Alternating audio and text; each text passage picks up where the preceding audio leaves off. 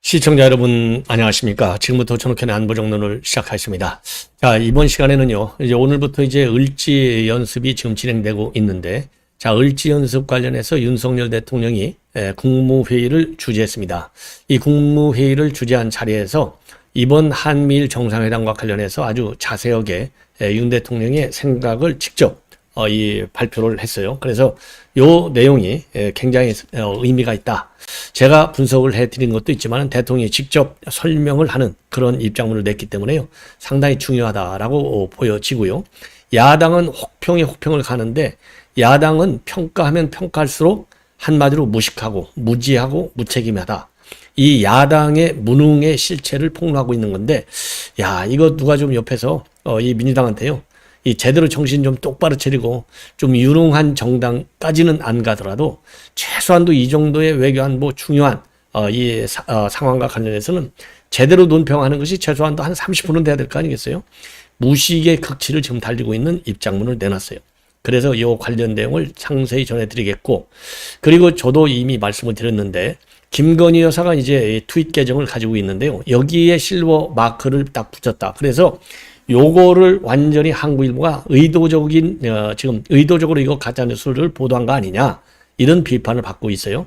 여기에 더군다나 제보자는 외교부에서 문재인 때 외교부 직원으로 자리를 옮긴 전직 MBC 노조 간부인 것으로 나타나고 있는데요. 이 전직 MBC 노조 외교부에 이제 계약적으로 들어간 이 사람이 가짜뉴스를 한국일보에 제보한 이 근거가 굉장히 많아요. 그래서 지금 이제 이 가짜뉴스를 그렇게 보도했는데, 역시 이 좌파, 이 매체들, 그리고 좌파 유튜버들이 계속 확산 보도하고 있어서 대통령실에서는 여기에 대한 이제 다른 대안이 없잖아요.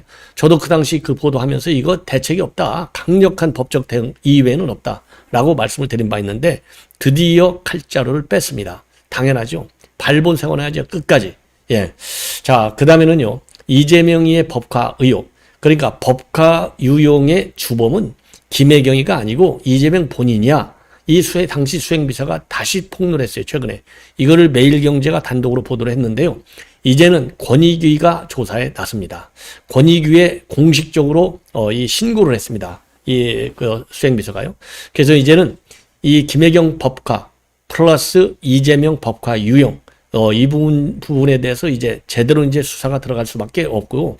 이재명이는요, 아이고, 날 새고 나면 새로운 범죄, 날 새고 나면 또 새로운 범죄, 이거, 야, 이런 인간이 말이죠. 아직도 당 대표 자리를 지키고 있고, 옥중 공처까지 불사하겠다, 또 불사하도록 만들어야 되겠다고 하는 친명, 이 친명 의원들이요, 이재명이 감싸는 의원들 내년에 전부 그냥 싹 다 낙선을 시켜야 되는데, 이거 큰일 났습니다. 예.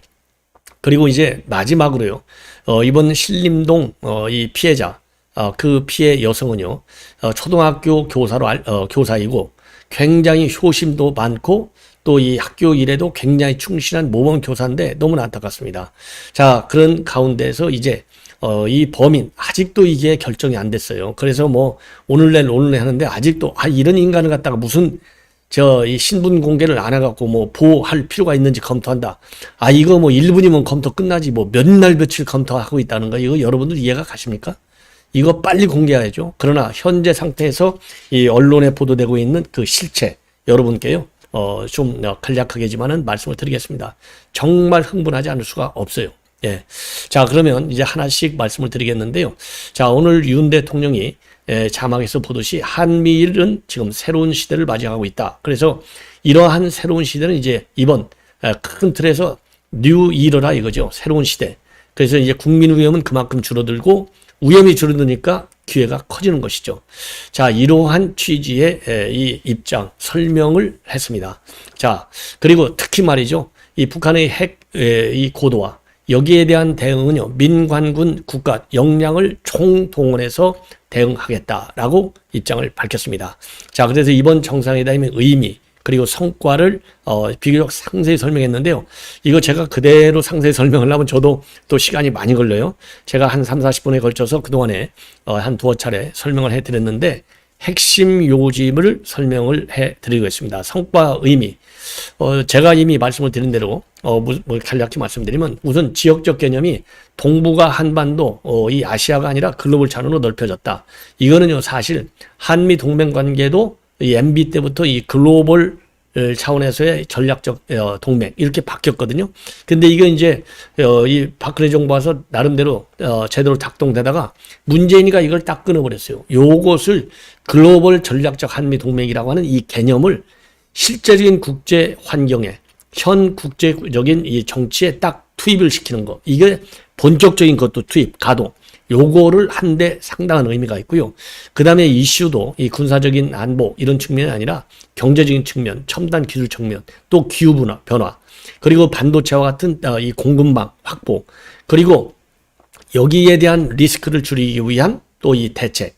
그래서 아주 전방위적인 모든 이슈를 망라하는 그런 측면에서 굉장히 의미가 있었고요. 또 이러한 회의체를 정상회의체를 갖다가 최소 연 2회 보장하는, 그래서 이렇게 딱 하는 거, 이런 측면. 그리고 이제 무엇보다도 한미일 3개국 간의 군사 훈련을 또 1회 이상 정리한 거, 이런 측면에서 상당한 의미가 있고요. 이 정도의 성과를 낸 것은 이번 이 캠프 데이비드 협상이 처음이 아닌가, 저는 그렇게 생각해요. 그런 점에서 어마어마한 외교 사적 의미가 있다라고 저는 봅니다. 제가 이렇게 평가를 해드린 바 있는데 윤석열 대통령도 비슷한 지금 평가를 하고 있어요. 성과. 자, 그래서 이번에 이 각종 도전 요인이 얽힌 전례 없는 글로벌 폭박 위기가 우리에게 새로운 차원의 대응 패러다임을 요구하고 있다. 이러한 시대적 전환기에 한미일 3국은 위기를 기회로 전환하겠다는 책임을 갖고 모였다. 예. 그리고 그동안에는 지속 기반이 취약했고 협력 의제도 제한적이었는데 이번 정상회는 3국의 포괄적 협력 체계를 제도하고 공고했다. 그래서 군사 안보는 물론이고 공급망, 금융, 경제 안보와 첨단 기술 같은 포괄적 분야에서 협력하기로 한 점을 굉장한 의미로 보고 있고요. 그리고 한미일 협력이 인도 태평양 지역 전반의 자유, 평화, 번영을 구축하는 데 기여하는 범지역 협력체로 이제는 진화할 것이다. 그리고 협력 분야도 안보뿐이 아니라 사이버, 경제, 첨단 기술, 개발 협력, 보건, 여성, 인적 교류를 망라한 포괄적 협력 체제를 지향한다. 그리고 자유인권 법치의 보편 가치를 공유하는 이 한미일 3개국은 한반도는 물론이고 인도 태평양 지역 그리고 국제사회의 안보를 구축하고 평화를 증진하는 데 앞장설 것이다. 자, 여러분들 충분히 쉽게 이해하실 수 있게 설명을 윤 대통령이 잘하고 있는 것 같아요. 그리고 3국은 북한 미사일 정보의 조기 경보 시스템을 구축하고 그리고 군사방어 훈련을 체계적으로 이 계획에 따라 정례적으로 실시한다. 그리고 북한 정권의 핵 미사일, 자금 줄인 사이버 불법 활동을 감시하고 차단한다. 예. 그리고 북한의 도발이 커질수록 한미일 3각 안보 협력 체계의 경철제 구조는 더 견고해질 것이다. 예. 그리고 인도 태평양 지역의 자유로운 항행과 통상 질서가 보장이 되도록 힘을 모을 것이다. 그리고 우크라 문제, 자유회복과 재건을 위한 한미일 차원의 지원과 공조를 강화한다. 그리고 앞으로 3국 협력체는 이 오커스, 그러니까 이제 미국과 호주와 영국, 그 다음에 쿼드, 미국과 일본과 호주, 인도, 이러한 이 협의체와 함께 강력한 협력체로 발전할 것이다. 자, 그리고요, 또 중요한 것은요, 게임 체인저가 될 핵심 신흥기술 확보 경쟁에서 우리가 유리한 고지를 선점하고 우리 기업들이, 그리고 경쟁 기업의 불법적인 기술 탈취 시도에 효과적으로 대응을 할 것이다. 예.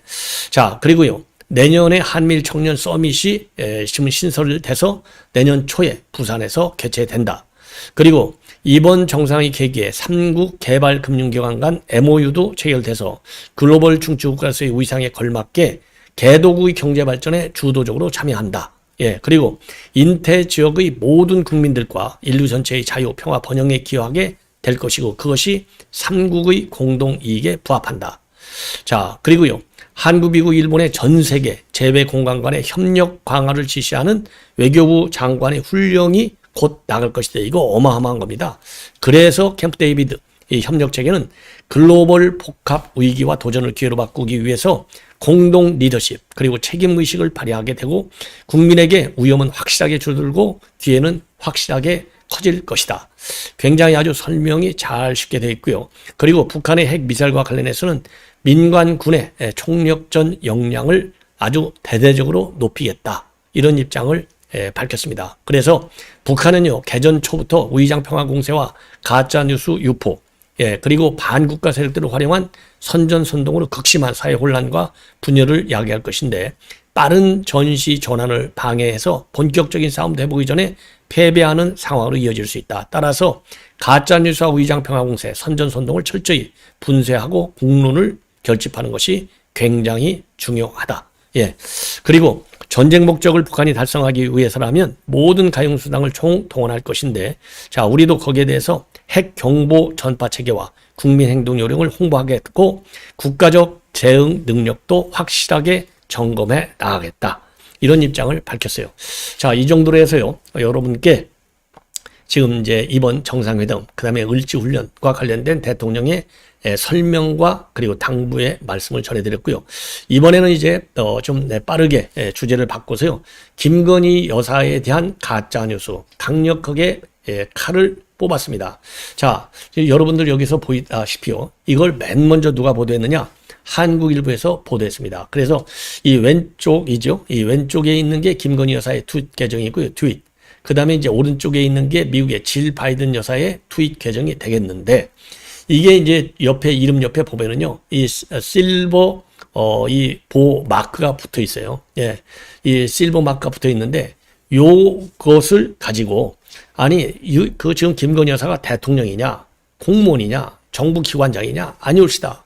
자격이 없는데 왜 실버 마크를 붙이느냐. 그 다음에 이거 하려면 본인이 하든가 말든가 해야지 왜 외교부 직원한테 전화를 걸어서 하게 시켰느냐. 한마디로 외교부가 무슨 복덕방이냐 이거죠. 이런 아주 악질적인 가짜 뉴스를 한국일보가 맨 먼저 보도했어요. 자, 그래서 지금 이제 그 대통령실에서요, 이 가짜 뉴스 계속해서 이 좌파 유튜버들 그리고 이 좌파 매체들이 지금 퍼뜨리고 있어요. 여기에 대해서는 이제 더 이상 안 되겠다. 칼을 뽑았습니다. 그래서 이제는 더 이상 용납하기 어렵다. 그리고 제가도 이제 상세히 보도했잖아요. 아니, 대통령 부인이 할 일이 없어서 외교부한테 이런 거를 해달라고 전화를 한다? 이거요, 국장급만 내더라도 이거 거짓말이라는 게 다 알아요. 이 정도는 실무 차원에서 만약에 필요하다면 실무 차원에서 요청하면 그야말로 외교부에서 실무 차원에서 트윗터 본사에 요청하면 되는 것이고, 그리고 아니면은 대통령실에서 직접 트윗 본사에 요청해도 되는 겁니다. 이거는. 그런데 우선요, 그럼에도 불구하고 김건희 여사가 전화할 이유가 하나도 없다 이거죠. 이거는 아주 단순 실무잖아요. 그리고 자격이 없다 그렇게 돼 있는데요. 지금 이와 관련해 가지고 지금 보도를 보면은요, 지금 이제 이 트위터에 프로필 라벨하고 이 체크마크, 이 소개 내용이 들어가 있어요. 여기 소개 내용을 보면 이 실버 체크마크는 해당 계정이 정부기관이나 다자간 기구 또는 정부 인사나 다자간 기구 관계자를 대표함을 나타냅니다. 이렇게 돼 있거든요. 자, 그래서 대통령의 부인은요, 대통령하고 거의 비슷한 의존적으로 그런 대우를 받아요. 그러니까 아니, 대통령 부인이 공식 직함이 무슨 옛날에 빌 클린턴, 이 힐러리 클린턴이야 공식적인 직책도 갖고 있었지만은 그러한 영부인이 전 세계에 제가 보기에는요, 유일무이한 분이 힐러리 클린턴이라고 봐요. 그 나머지는요, 공식적인 타이틀을 갖고 있지 않더라도 공식적으로 대통령에 준하는 그런 의존적 대우를 받아요. 자, 그러니까 이 좀 트위터 본사에서도 요렇게 자기네가 써놓은 여기에 보면은 준 정부기관의 정부 인사에 해당된다. 이렇게 볼 수 있는 겁니다. 왜냐하면 그럼 여기도 대통령이라는 말이 하나도 없잖아요. 대통령이라는 말 없어도 대통령도 트위터 계정 개설하면 실버마크로 보호를 받아요. 이 실버마크 왜 쳐주느냐? 도용을 막기 위해서. 도용. 지금 사이버 해킹이 얼마나 많고 도용에 따른 이 파장이 얼마나 큽니까? 그러니까 그야말로 김건희 여사 개인을 보호하는 게 아니라 김건희 여사의 트윗 계정을 보호한다는 얘기는 김건희 여사가 대통령 부인, 영부인이잖아요. 대한민국을 보호하는 거하고 대한민국 국민을 보호하는 거하고 비슷하다. 왜? 김건희 여사 이 트위터 계정이 도용이 돼가지고 거기에 악성 이렇게 딱 붙으면은 국가 이미지가 뭐가 되겠습니까? 그래서 이거야말로 대한민국의 국익과 대한민국의 국격을 보호하기 위한 불가피한 최소한의 조치다. 저는 그렇게 봐요. 그러니까 질 바이든 여사도 그런 조치를 한 거 아니겠습니까? 예. 그런데도 이렇게 가짜 뉴스로다가 범람을 시키는 거. 예. 그래서 이거야말로 이 MBC도 또 보도를 했어요. 김건희 보도 악의적인 왜곡, 실버마크 받으려 외국 여부 동네냈다는 것은 완전히 가짜 뉴스다. 여기에 대해서는 고발 조치를 취하겠다라고 밝혔습니다. 당연히 이거는, 그리고 이와 관련해서는요, 외교부에서도 즉각적으로 이거는 가짜 뉴스다라고 해명을 했어요. 그럼에도 불구하고 이게 계속 확산이 되니까 더 이상 이제는 참을 수 있는 여유가 없는 것이죠. 참을 필요도 없고요. 참을 걸 참아야죠. 이거 1살, 3살 버릇 8까지 간다고 이거요. 지금 이미 버릇이 들어있어요. 아니, 김의겸이도 예, 청담도 술자리 의혹이 그 얘기에서 망신당한 지가 벌써 언제입니까? 작년에 국감장에서 했잖아요. 그런데 바로 엊그제, 예? 쿠팡 플레이, 여기 뭐 이 방송에 나와가지고 또 이 재방을 하고 있잖아요. 예, 그래서 이 좌파들의 가짜 뉴스, 이 퍼날르는 것은요, 밑도 끝도 없다. 그래서 나올 때마다 족족 전부 다 소송을 걸어야 된다라고 저는 판단이 됩니다. 자, 이번에는요, 이제 주제를 바꿔서 법카 의혹, 지금 김혜경이 법카 의혹을 제기했던 공익제보자. 이 공익제보자는요, 여러분 아시다시피 이재명이의 수행비서였어요. 수행비서가 이게요, 이 공직자든 뭐 민간인든 간에 이 고위직들에 있는 사람은 수행비서, 그 다음에 기사, 그 다음에 여비서, 사무실에 여비서 있잖아요. 전화도 하고 뭐 커피도 날려주고 이런. 이 세 사람이요, 일거수일투족을 저는 제일 잘한다고 봐요. 그러니까 이 얘기는 바로 뭐냐? 수행비서가 지금 언론에 폭로하고 있는 내용들은 거의 100% 사실이다. 이렇게 보시면 됩니다. 그래서 김혜경 법카 의혹, 아니 그 배 비서관, 유죄 판결 받았잖아요. 전부 사실로. 그런 것처럼 이 김혜경 법카 의혹도 사실로 확인이 되고 있는 것처럼 이재명이가 그거는 주범이야. 이렇게 매일경제 인터뷰를 통해서 맨 먼저 이 보도가 나왔어요. 자, 그런데 이게 뭐 참 기가 막히잖아요. 아니, 이게 말이죠. 참, 이게 어이가 없는 게, 그래도 명색이 도지사예요. 도지사면은요, 정부 공무원으로 치면 차관급 아주 고위직입니다. 예, 그리고 체면 있잖아요. 체면. 양심이 있어야 되고. 그런데 도청, 이 관사에, 아니면 도청에 있는 물건이라든가 이런 거를 빼다가 자기 사저에다가 갖다 챙겨 먹어요. 예. 그리고 이재명이가 먹는 아침, 이거는요, 이게 딱 어느 한 군데 이제 거기에 정해갖고 전화만 하면 딱딱 배달해. 이거 전부 다 매일같이 전부 개인, 그 중에는 이제 매일같이 같이 먹는데 어떻게 조찬을 매일같이 공식적인 조찬을 할 수가 있겠어요. 상식적으로. 이 조찬 비용 전부 경기도 법카를 써먹어요. 과일 써먹어. 세탁비 전부 다 이거 써먹어. 더 기가 막히는 건 뭐죠 아십니까? 자, 우리도 이 배터리 많이 쓰잖아요. 요즘 이 배터리들 건전지, 조그마한 배터리 이거 많이 쓰잖아요. 요 배터리까지도 전부 공금 처리를 하는 거예요. 야, 알뜰살뜰 경기도 예산을 빼먹은 겁니다. 기가 막히죠? 자, 그래서 이거를 매일경제의 인터뷰를 통해서 일단 폭로를 했고요. 바로 이제 어제 그 수행비서가 권익위에 이거를 공식적으로 신고를 했습니다. 그래서 권익위가 이제 드디어 이 부분에 대해서는 이제 제대로 조사를 하는 단계로 넘어간다. 그래서 샌드위치, 김혜경도 맨날 샌드위치 사고 무슨 햄버거 사 먹고 그다음에 김밥 사 먹고 난리가 났잖아요. 예. 그런데 이 남편인 이재명이는 더하다. 예. 그래서 과일값만 하더라도 100만 원이 이 아침에 샌드위치 값만 해도 100만 원이고 이거 전부 샌드위치는요 총무과 이름으로 올라갔다는 거예요. 그리고 과일은요 자기가 집에서 먹는 과일이 직원 격려용이다. 요렇게 해서 또 이 공금 처리를 하고 그리고 과일값이 한 달에 수백만 원이나 들어가고 예. 자, 그리고 이제 과일을 갖다가 이 관사 아래층하고 위층 두 냉장고에 가득 차면 요거를 갖다가 자기 개인 집에다가 빼 가져가고 이거 추접스러워서 이거 정말 보도하기도 참 말씀드릴 그래요. 그리고 옷, 속옷 이거 전부 이거 세금 처리하고 말이죠. 야, 법인카드로 소고기 사가고 이거 이거 정말 기가 막히지 않습니까?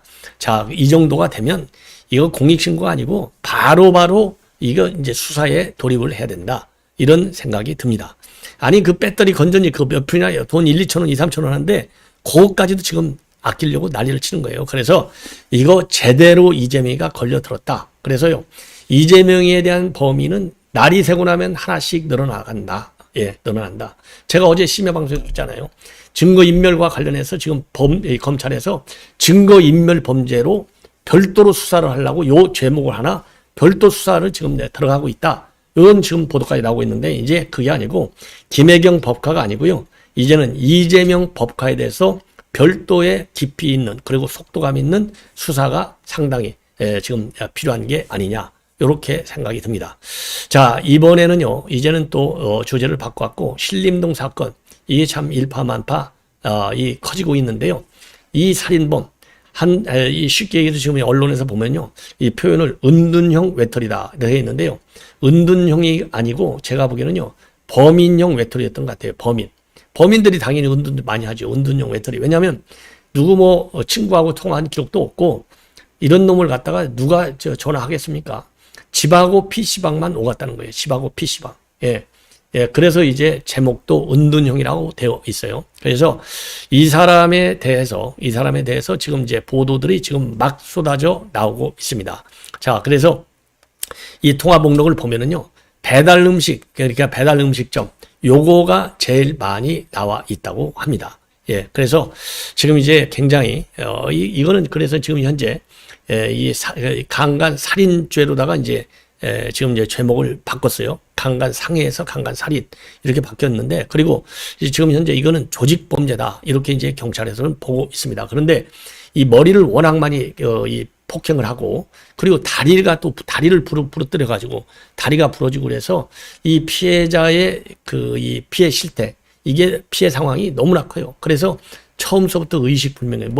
머리를 갖다가 그렇게 폭행을 했으니 이게 견뎌낼 수 있겠습니까? 살아나기가 참 어려운 것이죠.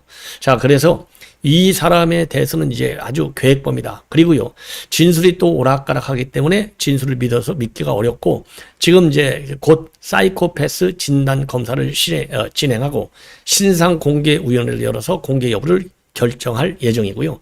피해자 시신을 부검해서 구체적인 사인, 그리고 이제 폭행 피해와 사망과의 인과 관계를 지금 이 수사 중에 있다. 그리고 이 최 씨는 일정한 직업이 없고 금천에 있는 독산동 장터에서 부모하고 동거 중이고요. 그리고 주택, 그러니까 본인의 자택하고 인근에 있는 PC방을 오가면서 은둔형 외톨이를 했다. 그리고요, 과거에 우울증 진단은 받았지만은 치료는 하지 않았다. 이렇게 가족들이 진술하고 있다고 합니다. 그래서 자택 인근의 PC방에 하루에 많게는 6시간이나 넘게 게임을 하고 다녔다고 해요.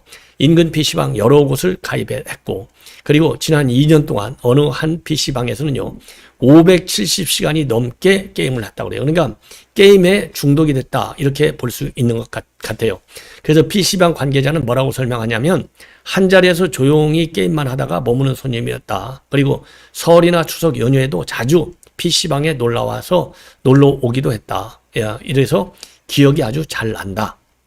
그리고요, 이 최 씨 지인은 최 씨 어머니가 아들이 집에서 안 나가서 고민이다, 이런 취지로 얘기를 했다는 거예요. 그러니까 이 어머니도 좀 문제가 있는 것 같아요. 아니 물론 이제 정상적으로 하고 한다면 집에 가만히 앉아 있으니까 이거 어디 빨리 취업이라도 해서 어디를 다녀야 되는 거 아니냐, 이렇게 좋은 의미로 해석이 되는데, 집에서 안 나가서 고민한다? 그러니까 갈 데가 없으니까 PC방 가갖고 이 범인을 기획한 것이 아니냐, 이렇게 판단이 들어요. 그래서 지금 포렌식을 해봤더니 음식점 배달 기록이 거의 전부고, 친구로 추정되는 인물과 통화한 것은 극히 드물다. 그래서 이러한 그 은둔형 외톨이들이 범죄를 유발할 가능성이 상당히 크다. 요런 거를 여기서 지금 우리가 볼 수 있는 것 같고요. 그리고 지금 피해자 측에서는요, 엄벌해달라. 물론 엄벌 중에는 여러 가지가 있지만, 이거는요, 이 피해자 측에서는 이런 인간은요, 사형해달라고 좀 이 여론전을 해야 되거든요. 이거 당연히 재판을 갖다가 신속하게 전환해서 재판을 추진해 가지고요, 가장 빠른 속도로 바로 사형을 시켜야 된다. 저는 그렇게 판단이 듭니다. 그래야만이 이러한 흉악범죄가 없어질 거 아니냐.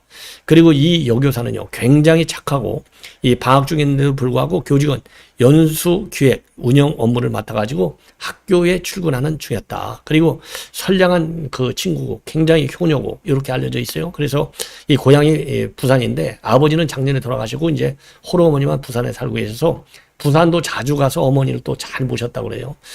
너무나 정말 안타깝습니다. 반드시 사형을 빨리 선고해야 될 것이 아닌가 이렇게 생각이 듭니다. 시청자 여러분, 이것으로 이제 본 방송은 마치고요. 이어지는 저의 다음 방송에서도 많은 시청과 그리고 좋은 댓글을 부탁드리겠습니다. 대단히 감사합니다.